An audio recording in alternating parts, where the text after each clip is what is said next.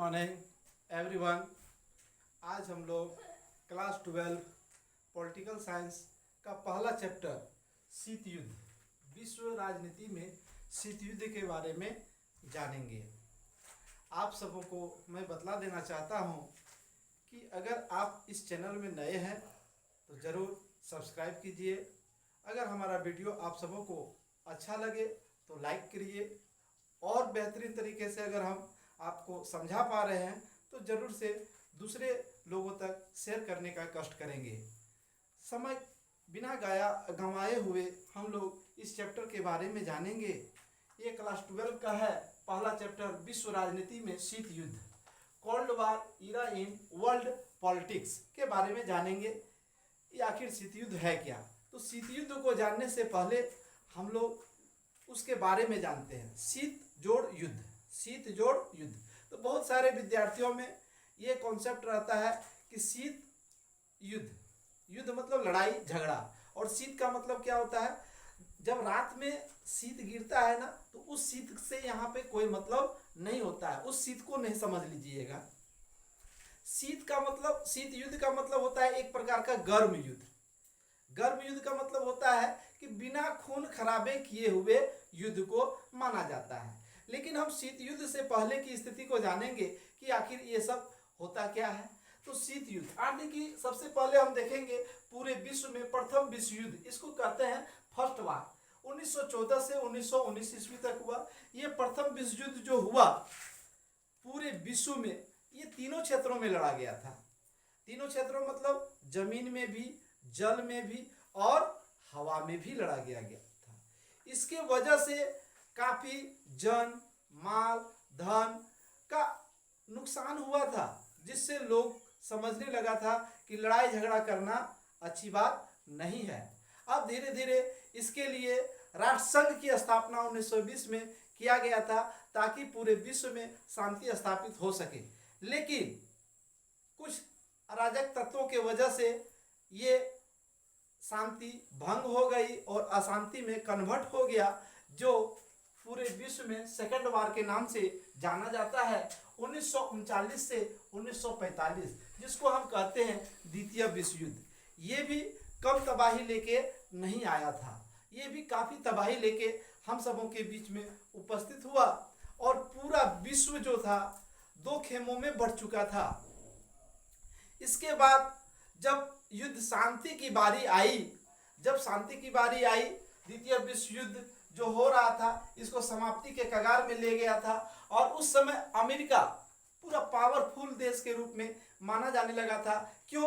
क्योंकि 1945 ईस्वी में जापान देश के दो शहरों में दो बम पटक दिया था, जिसको एक लिटिल बॉय और दूसरा फैटमैन के नाम से जाना जाता है, जिसके कारण आज भी उस परमाणु बम गिराने के वजह से जापान में आज भी बच्चे अपंग पैदा होते हैं।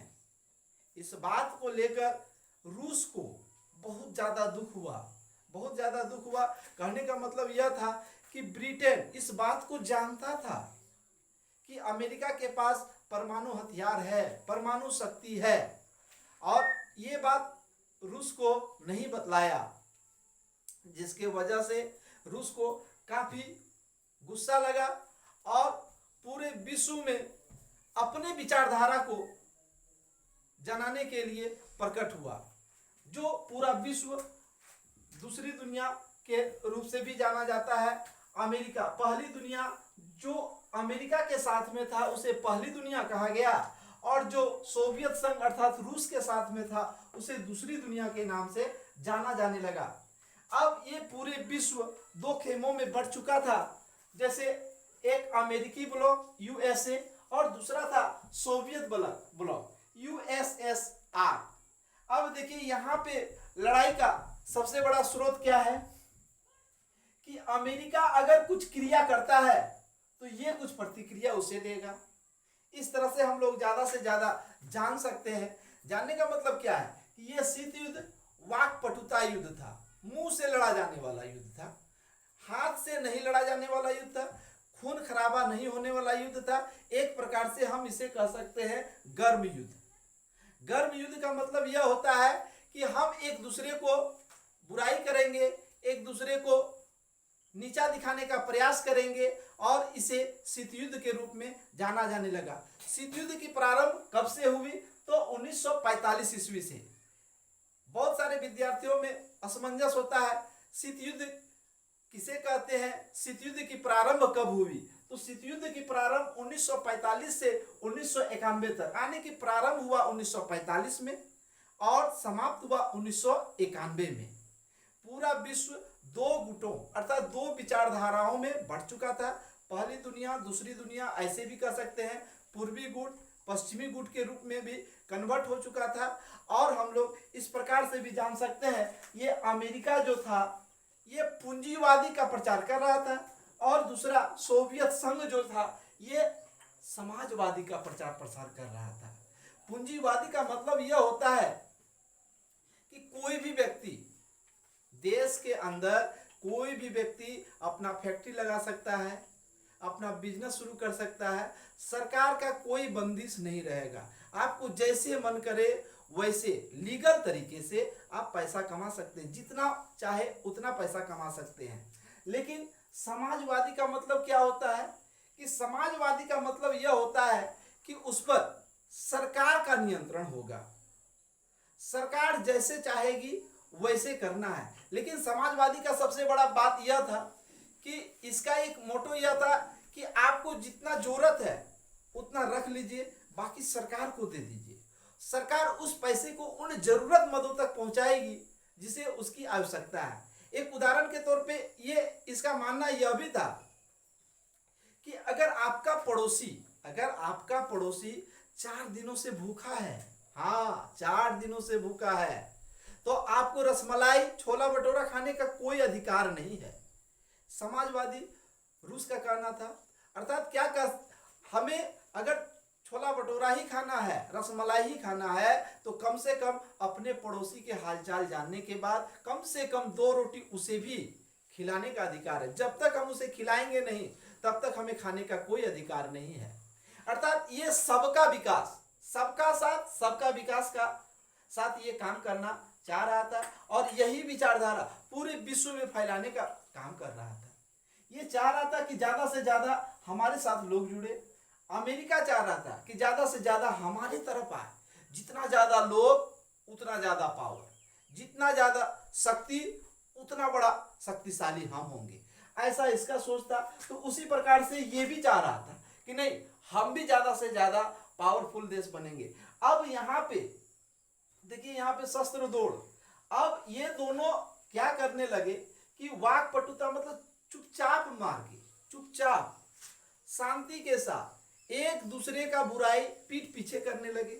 जब सामने आए तो भैया, दादा, भोजी जैसे शब्दों का इस्तेमाल करके ये दोनों आपस में संबंध बनाते थे कि नहीं, हम आपका बुराई थोड़ो किए। जैसे पीठ आगे पीछे हुए कि एक दूसरे का शिकायत करना शुरू। और साथ ही साथ ये दोनों देखने लगे, ये ऐसे दौर का शुरुआती किया, मतलब इस पर ये वाच रखने लगा और ये इस पर निगरानी रखने लगा। निगरानी रखने का मतलब क्या है कि ये आगे कैसे बढ़ रहा है, ये कौन कौन से काम कर रहा है। अगर सैनिक बढ़ा रहा है तो हम भी सैनिक बढ़ाएंगे, सुरक्षा के क्षेत्रों में ये बदलाव कर रहा है तो हम भी सुरक्षा के क्षेत्रों में बदलाव करेंगे। और साथ ही साथ परमाणु शस्त्र की दौड़ में आगे पीछे ये लोग होने लगे। इसके पास तो ऑलरेडी पहले से ही परमाणु शक्ति था, तो ये भी चाहने लगा कि हम भी ज्यादा से ज्यादा परमाणु बनाएंगे। परमाणु बनाने का मतलब यह है, शस्त्र रखने का मतलब इसका यही उद्देश्य था कि हमारे पास कम से कम हथियार रहेगा तो हमें भी कोई कुछ नहीं कर सकता है। कुछ नहीं करने का मतलब यह होता है कि हमें विश्व में शांति फैलानी है तो हमारे पास भी परमाणु संपन्न होना चाहिए।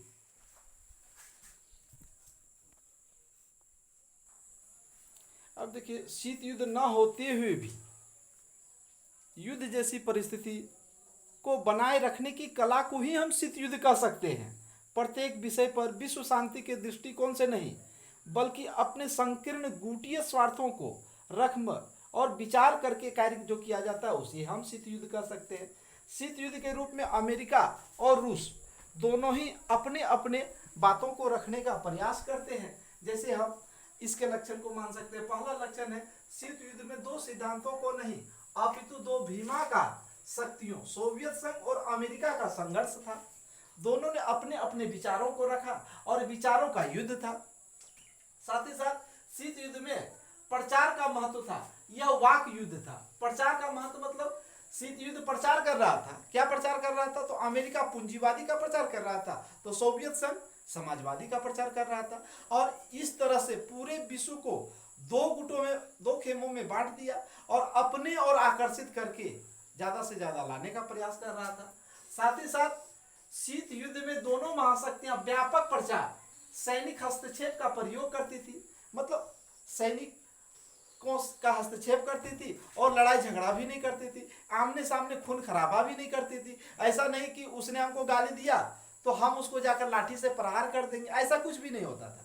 इसमें सिर्फ मुंह से लड़ा जा रहा था, एक दूसरे को गाली ही दिया जा रहा था और उसके शक्तियों को देखा जा रहा था कि उसके शक्ति को हम कैसे कम कर सकते हैं, कैसे हम अपने शक्ति को बढ़ा सकते हैं, किन किन क्षेत्रों में हम बढ़ा सकते हैं, कौन ऐसा तरीका है, कौन ऐसा तरीका में बदलाव करें ताकि हमारे शक्तियों में वृद्धि हो। साथ ही साथ दोनों शिविरों के मध्य तनावपूर्ण संबंधों की स्थिति को शीत युद्ध कहा गया। दोनों शिविरों के मध्य में तनावपूर्ण बना हुआ रहता था, दोनों को डर लगा रहता था कि कहीं वो हमसे आगे ना निकल जाए। अगला वो भी सोचता था कि कहीं वो हमसे आगे ना निकल जाए, ऐसे ही स्थिति बना हुआ रहता था। इसे मस्तिष्क में युद्ध के विचारों को प्रश्रय देने वाला युद्ध कहा गया, इसीलिए इसे गर्म युद्ध की श्रेणी में रखा गया। इसमें कोई खून खराबा नहीं होता है और साथ ही साथ सिर्फ लड़ाई झगड़ा न होकर मुँहे से लड़ा जाता है, मुँहे से लड़ा जाता है। शीत युद्ध अमेरिका के आपसी संबंधों को भी देखा गया और साथ ही साथ दोनों के शांति में हस्तक्षेप या बाधा पड़ा। साथ ही दोनों दूसरे अपने को एक दूसरे का शत्रु मानते थे कि कैसे हम ज्यादा से ज्यादा अपने को शक्तिशाली, ताकतवर और पूरे विश्व में अपना नाम रोशन करें। साथ ही साथ हम यह एक ऐसा युद्ध था जिसका रणक्षेत्र मानव के मस्तिष्क पर होता था, यानी कि मानव के युद्ध दिमागे में ये लड़ा जाने वाला युद्ध था, कोई अस्त्र शस्त्र से नहीं लड़ा जा रहा था। साथ ही साथ यह मनुष्य के मन में लड़ा जाने वाला युद्ध अर्थात हम स्नायु युद्ध कह सकते हैं। साथ ही साथ शीत युद्ध वस्तुतः नरसंहार दुष्परिणामों के बचाते हुए ये युद्ध को रखा गया। साथ ही साथ समस्त उद्देश्यों की इसे प्रचार प्रसार का विरोध करते हुए अपना प्रचार करे, ज्यादा से ज्यादा प्रचार करे, इन सारे चीजों के बारे में शीत युद्ध में बतलाया जाता है।